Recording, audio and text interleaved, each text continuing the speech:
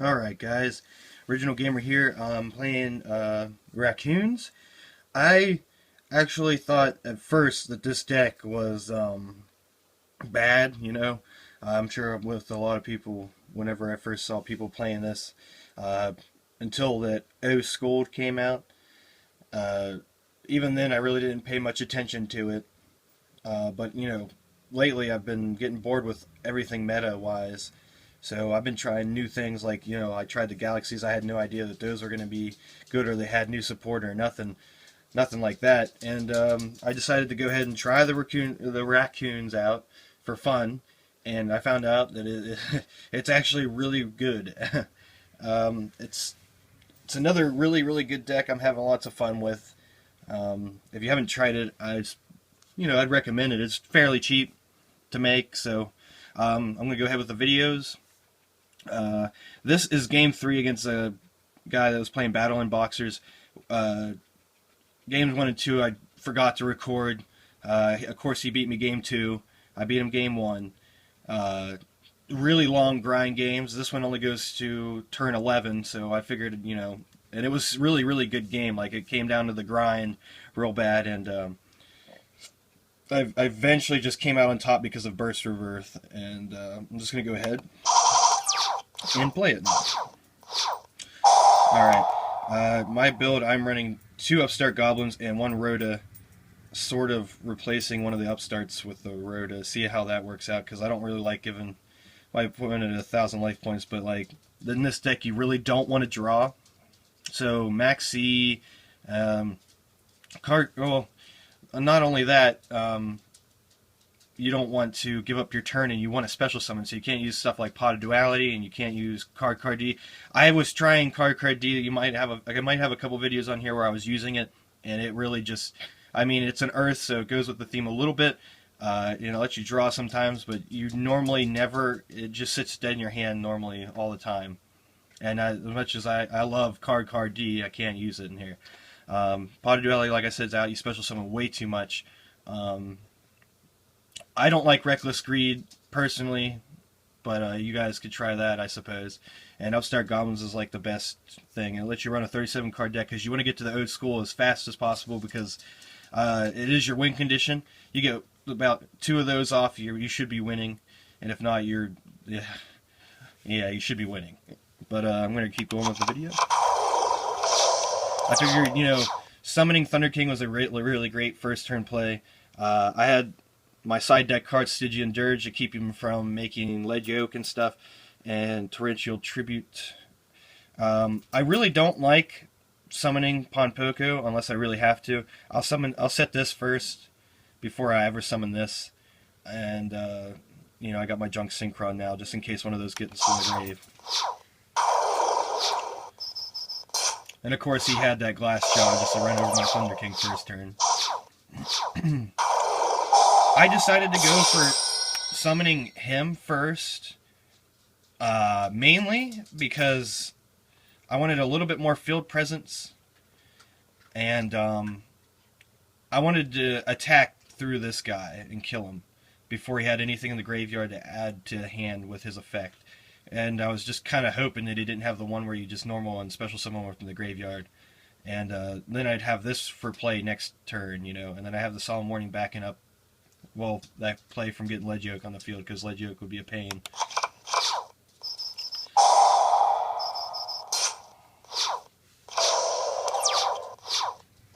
I have a lot of video on this raccoon, so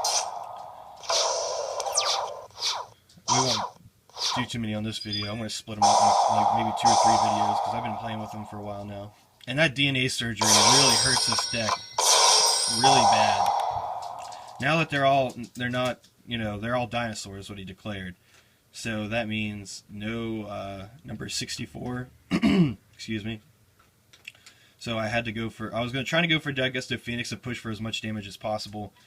And of course he had the compulsory. I figured, if anything, it'd bait out back row, which it did. And I figured I could go for a Junk Synchron play after that. And of course he had the Solemn Warning there. So we're down to the, you know, grind game where we're 1-for-1-ing each other.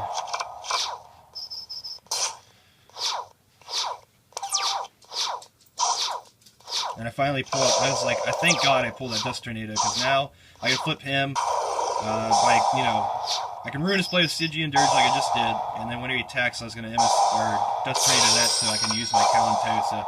I accidentally hit the wrong guy with Calentosa. I thought he attacked with this guy to my face down, but he attacked with him first, so he was able to, attack over that. So that ruined my plan to make number 64 and copy 2,000 attack, or is 1,000. I mean, not even copy it, but do something anyway.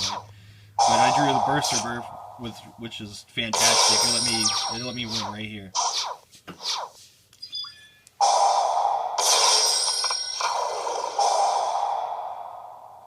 Those of you who don't know what this card is, it's Tree Otter. It's really good in this deck as a one-of.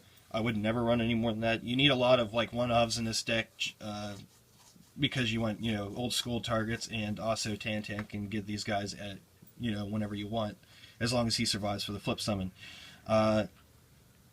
As long as there's a beast on the field, you can raise any monster's attack by 1,000. So that means even if I had Thunder King on the field, it doesn't need to be beast or earth or whatever. It can raise whatever by 1,000. So here I raised it because he was the highest attacking monster. I raised his by 1,000, which means I'm going to get a 2,200 a token, along with my 2,200 Tree Otter, which is already perfect game for 4,400. And of course, my number 64 will add an extra 1,000, and he sees that and quits. And I managed to come out on top. Like, I thought I was going to lose that one, and that Burst Rebirth just made me win. As you can see, I've been playing this deck a lot. We're going to go ahead and I'll show you the June. Like, you can tell whenever I first started playing the deck, so I make a lot of misplays. But, because there's a couple videos on here where I just started playing the deck, and I think this is one of them, actually. I wanted to stop his Yamato from getting his graveyard going, so I Phoenix Chained it, of course. Here I was going for a number 64 play, and doing the Tree Otter combo again to make my token 2,200. And next turn, if my Tree Otter lives, I can actually raise the attack on my token by 1,000, and then make a token that will stay at 3,200. Here, he discards the Bujinji Turtle, and I decided to, chain over top of it so I could still negate Susan Oh, because I knew if Susan went off, he'd be in a good position, and I just didn't want him to get started. Like, this is all about finishing this fight before he gets started. And I really had to waste his effect logs like that. It hurt me inside to do that, but it was necessary. And here's a cool thing about Gotchi, if you didn't know. While you got Gotchi on the field and you're making a token, your token instantly starts out at 400 attack, and then it gets raised by the highest monster's attack, which in this case is 2,600. So he starts out at 3,000 as long as Gotchi's given full power, which is amazing. I love Gotchi in this deck. And of course, I get the game. And it was all about keeping him from getting set up first, which is usually how you have to beat Bujins, because as soon as they get set up, they are incredibly hard to beat down. Like, they will grind you out easy. I actually played I think that might have been I played another Bujin with this before and lost because I actually grinded him out. He only had the only relic he had in the graveyard was Centipede, and he used everything else, and I ended up losing because he basically uses 2 turtles, 2 rabbits, the Quillin he had, and a Centipede, and like I just made it past all that, and he still he came out on top and won, of course. Here's a Girgi player.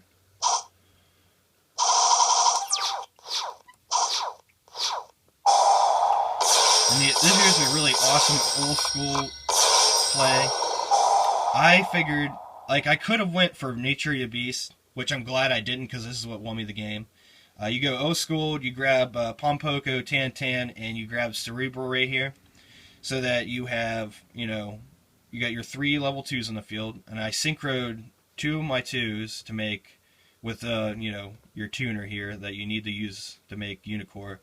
Make Unicore, and then I can overlay these 2 in the number 64, special summon a token at 2,300 attack. Number 64 can't die as long as Unicore and the token exists on the field, so I figured that put me in a really great position. I don't even set these cards, because I figured to get over this field, you at least need to use 2. And if he didn't have anything to kill like Fable Unicorn right away, I'd be able to maybe negate something. And of course, another awesome thing is if you have a Pompoke in your hand whenever you go old school, uh, yeah, you summon the 3 out, then you can normal summon Pompoko, and you're going to use it in the Exceed summon or a Synchro or whatever, and you can grab an extra Tantan out of the field. So ended up making this whole play, because that's 3, 6, 7. I started out with 6 cards, and I'm already at +7, and I already got 3 cards out of my deck, easy.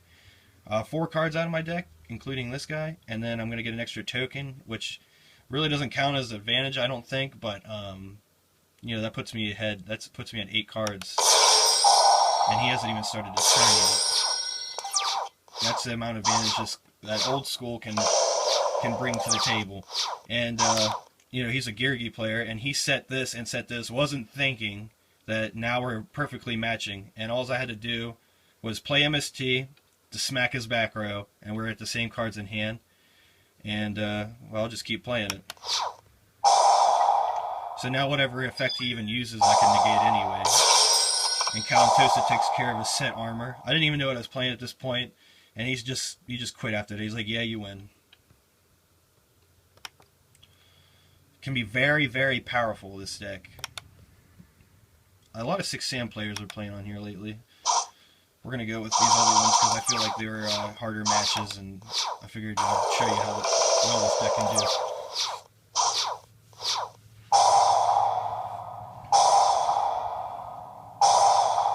I believe this was a match that I played with this Infinity player. He ended up winning. I think. I can't remember, honestly. It was a while ago that I played this game. If it wasn't a match, then I won this one for sure, but I'm pretty sure we played at least once one.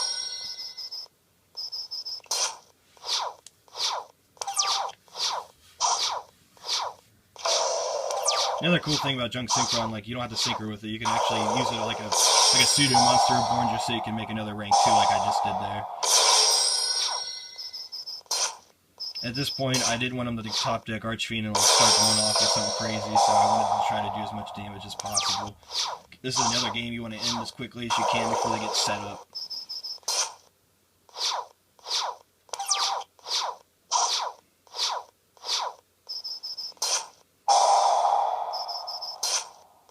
Downer's really awesome. It even lets you side deck, the Eradicator Epidemic Virus, so you can call spells or traps and tribute her off as long as you got at least 2 attachments. The only downside to her, Downard, is that you have to make her in main phase 2, which sucks.